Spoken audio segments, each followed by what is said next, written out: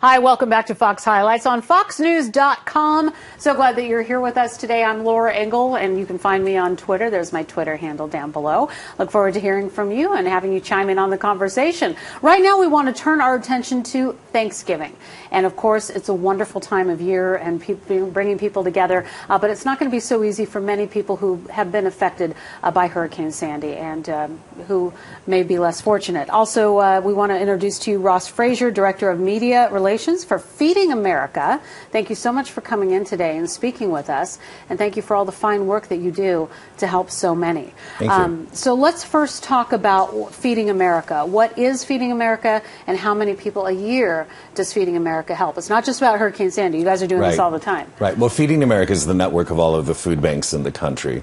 So here in New York, for example, with the Food Bank for New York City and City Harvest, we have 200 food banks across the country, and they provide food to 61,000 agencies, soup kitchens and food pantries. So any given week, we have nearly 6 million people coming to a food pantry or a soup kitchen for help to feed themselves and their families. When right now we have Hurricane Sandy on top of this, and it's Thanksgiving time. And when people come to the pantries, are they looking for boxes of food, you know, like canned goods and some fresh food for whatever you can? Are they looking for one specific meal? What are the? Well, it depends. I mean, we have everything from someone who's just lost a job, they've never needed to ask for help before, and they just don't have it. They can pay their rent, they can keep their heat on, but there's no money left for food. Right. So we have people who need us once in a while, and then what we call chronic use. I mean, people, you know, the average income for someone on food stamps is $732 a month, which isn't a lot of money. So, and particularly with senior citizens, we find that low-income senior citizens need us month after month after month. Right. So you have the gamut of people who need help once in a while to people who are frequent users. And then with Hurricane Sandy, we're feeding people who are normally donors to our food banks. Wow. And, you know, you talked about some of the numbers that are devastating for the current state of hunger in this country. And also, you know, we want to ask you about the areas of the country that are in most need of hunger relief. Is it the East Coast right now?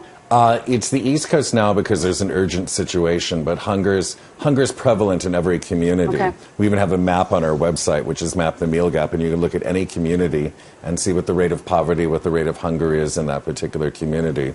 You know, even though some of your local food banks in New York and New Jersey were damaged, you and your team at Feeding America have been very hands-on in the aftermath of Sandy. We were just looking at some photos of some of the efforts going on in parking lots, gathering food. So tell us about your hunger relief efforts and those living here on the East Coast, exactly what you've been doing. One of the lessons that we learned from Hurricane Katrina is that we need to be prepared. So we already have provisions staged throughout the country in areas where there might be a tornado or a hurricane. So as we knew Hurricane Sandy was coming, we had lots of food, water, meals ready to eat, which are meals that don't require refrigeration or cooking. Are those the old MREs you're talking about? Yeah, the old MREs. Okay. So we had food staged, and we were able to get, because immediately after a disaster, no one has electricity. You can't cook food. So you've got to have water. So we had millions of pounds of food already staged. That's awesome. And then as the hurricane hit, we did everything possible, and all of our donors, all of the food companies in the retail industry, donating food and water to us. There's even an organization, and people in Roanoke, Virginia got together, and they did a food drive for New Jersey and Long Island. And this was last week. They got 40,000 pounds of food donated, and they're driving it up this week.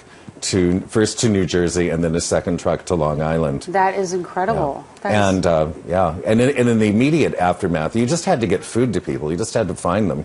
So Long Island Harvest, which is one of our food banks in Long Island, someone made 10,000 sandwiches, and they got in a truck and they literally drove around Long Island passing out sandwiches to anyone who needed food right away. And, you know, with the Thanksgiving a few days away and all the people that are here on the East Coast, so many still without power, which is unbelievable, but true.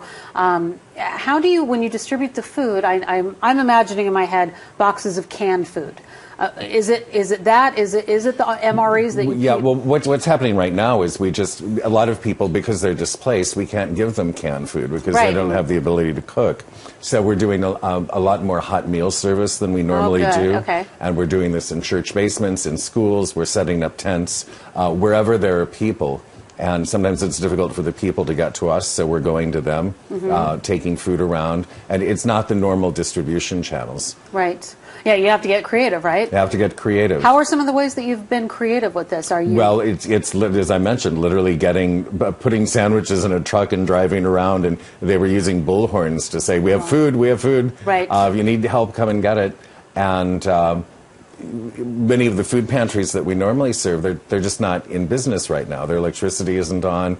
The staff has been dispersed, and then continuing to find like peel top applesauce that doesn't need to be cooked or refrigerated. I'm picturing the tuna and crackers kits. Right, absolutely. That you can get. So the Thanksgiving plans for your organization and expectations, of course, have changed, I'm sure, drastically with what's going on. But I understand there's a number of companies and organizations that have stepped up. Right. Tell us a little bit more about what's going to happen on Thursday. Okay. Well, the challenge is we still have to feed the 6 million people who come to us for help every year. Now we have tens of thousands of people who are already impacted.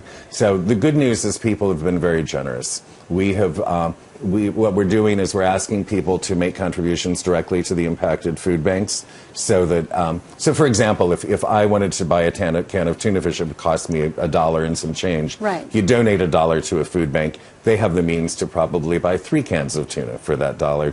So donations of cash are always much more efficient than donations of food. And people can donate to Feeding America, getting on the website. We want to put the website up once again. There it is, Feeding America, and you can of course find that on our Fox News website. We've got a wrap, but I want to thank you very much for being here. And a quick word, if you want people to donate, right? We absolutely need people to donate to help out. Okay. FeedingAmerica.org. All right, very good. Ross Frazier, director of Feeding America, thank you so much for being with us, and good luck to you. Thank you so much.